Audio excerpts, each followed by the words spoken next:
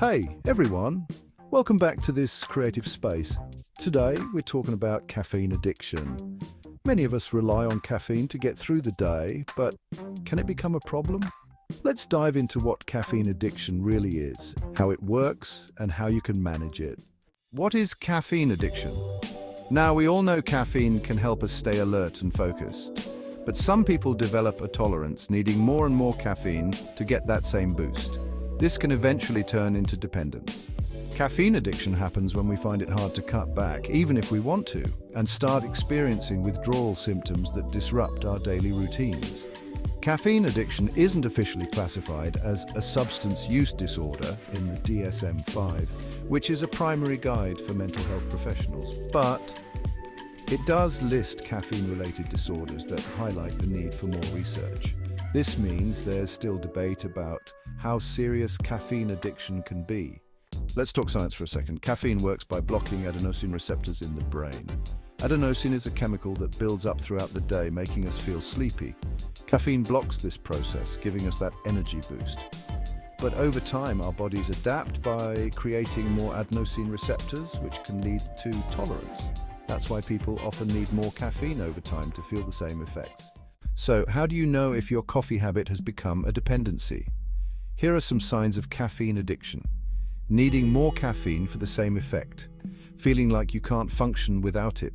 Experiencing withdrawal symptoms like headaches, fatigue, or irritability when you stop. Difficulty controlling caffeine intake, even if you know it's having negative effects. Increased anxiety, especially if you haven't had caffeine in a while. All right, so let's dive into the short and long-term health impacts of consuming too much caffeine. First up, in the short term, you might experience things like increased heart rate, jitteriness, and, well, even anxiety. Over time, though, the effects can be a bit more serious. We're talking about potential issues like high blood pressure, digestive problems, and even dependence or addiction. So, it's really important to be mindful of your caffeine intake and, listen to your body. All right, let's move on. Let's talk about what excessive caffeine can do to our bodies. In the short term, too much caffeine can lead to increased heart rate, blood pressure spikes, insomnia, and digestive problems. Mahoney et al. 2019.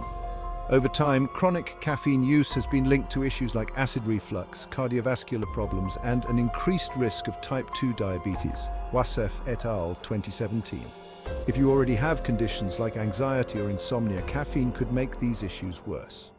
Now, caffeine isn't all bad. When consumed in moderation, it actually has some benefits, including improved alertness, concentration, and even a lower risk of certain diseases like Parkinson's and Alzheimer's. Nehlig, 1999. The key here is to keep your intake below 400 milligrams per day. That's about 4 cups of coffee for most people. If you think you might be dependent on caffeine, there are ways to cut back. Here are some self-management strategies. Gradually reduce your caffeine intake to help manage withdrawal. Swap coffee for herbal teas or decaf options to ease the transition. Set a caffeine limit, such as no more than 400 milligrams per day or none after 2 p.m. to prevent sleep issues, FDA guidelines. And if you're struggling, consider talking to a healthcare provider who can offer more support. Thanks for watching. If you found this video helpful, hit that like button and don't forget to subscribe. Let me know in the comments.